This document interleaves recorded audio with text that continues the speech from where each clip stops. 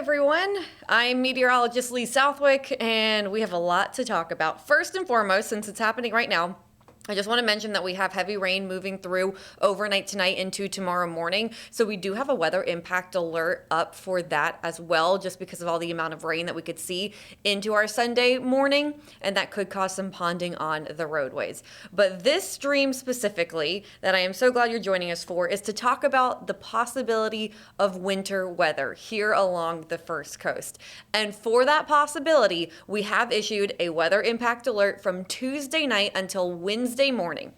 All across the First Coast, we're going to see a big mix. We're going to see rain. That's a given. Could we see sleet? Could we see freezing rain? Or could some places have flurries or snow? So that is all a possibility. Of course, the further north you go, the higher your chances of flurries, which we're going to break down in just one moment. But just for now, start thinking about how you're going to prep for the cold. It is going to be a long duration cold event. And if we get ice, freezing rain, that could become dangerous. We could have some power outages, so you do need to be prepared. And we'll also talk about that a little bit more in just one moment. But what's going to happen is Tuesday's going to start freezing for some of you, lows near 32 degrees. And then in the afternoon, we're going to get up to near 50. So rain is going to move in, and it is just plain cold rain with temperatures in the upper 40s to 50s. It's not cold enough yet. However, once the sun sets and temperatures start to drop, that's when we can start to see the transition over to a wintry mix in some places. So here's just one model showing us what could happen. This is the European model, by the way, and it's not a high resolution model. We have to wait for really probably tomorrow. We'll start getting a better idea of exactly where that freezing line could be, who exactly could see snow or freezing rain or sleet or just rain. So we still need some time. Please continue to check back in the coming days as those high resolution models start to come in and the data starts to come in. But for now, this is what it looks like. This system's going to come out of the Gulf of Mexico. Temperatures drop Tuesday night. So first, it's just rain across our area. This is at 7 o'clock. But then notice as those temperatures drop, the rain starts to change over to a wintry mix, freezing rain or sleet. And then perhaps as we head later into Tuesday night and Wednesday morning, really, as temperatures continue to drop and get closer to freezing, more areas could see freezing rain or sleet, and perhaps even some flurries or snow possible, particularly for some of you across Southeast Georgia. It is possible. Then that moisture that would bring the rain or the snow or whatever's in between, that will move out Wednesday afternoon. So freezing rain is extremely dangerous. Freezing rain is essentially an ice event. So the rain falls and it freezes on impact and it coats everything with ice. So that's when roads become extremely dangerous and power outages become more likely. So we're really concerned about the possibility of freezing rain because it would be a dangerous event. Who right now has the highest likelihood of seeing freezing rain? This is, again, just one model, so it continues to shift back and forth from the north to the south. But as of the latest observations that we've seen in the latest data that's coming in, this is who we think has the highest chance of freezing rain. Folkston area, perhaps up to Brunswick, but it's still a possibility down through the Jacksonville area and of course up through Waycross too. So again, freezing rain, a possibility. That is an ice event that is extremely dangerous. So again, with the power outages, you need to be prepared as well.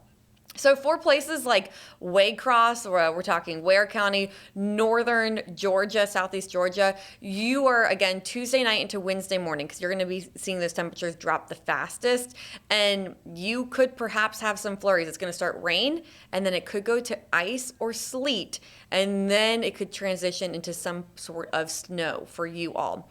Then for our other counties like Nassau, Glenn, Camden, and Charlton, gusts up to 30 miles an hour, so it's going to be really cold, and you could get a wintry mix. Your rain could perhaps change over to freezing rain or sleet, and maybe some flurries out there as well. Please be aware we will have slick bridges. The first thing to freeze usually, overpasses and bridges. So please be very careful, and also some power outages we can't rule out. Then for places like Duval and Clay counties, Wednesday morning, it's mostly going to be rain, but it is possible that sleet or freezing rain could move into this area. As we just talked about that freezing rain potential, it shows that potential dipping down towards the Jacksonville area. So watch out for the bridges, watch out for the roads. If you can stay off the roads, probably safer bet if it's turning to ice, but it will be a slow commute either way with the rain or the possibility of ice or flurries.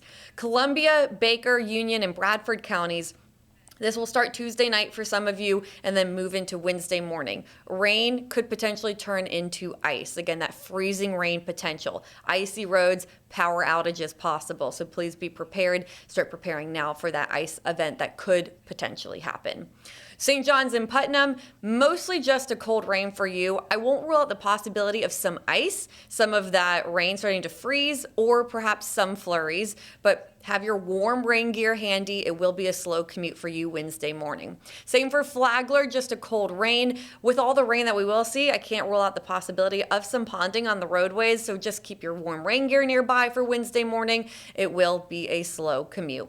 So when we look at the First Coast, this again, here, this is subject to change as we get those high resolution model data in, but I am thinking we have the highest chance of flurries possible for places like Waycross, places like Ware County. But again, the farther north you go, the higher your chance of snow.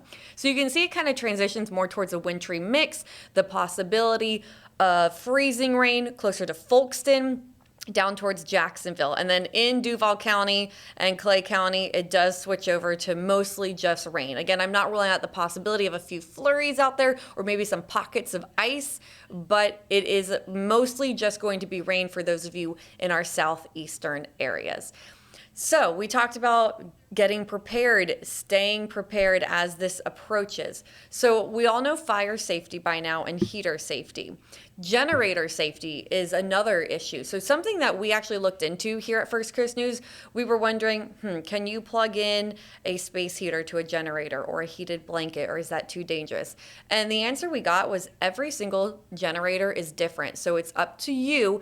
If you have a generator and you think you might use it, if the power goes out in a freezing rain event, you need to look at your instructions and see what is safe for that generator, because some generators you cannot plug in space heaters or anything like that. So please be careful, practice warm safety, fire safety, space heater safety, of course, which can create fires.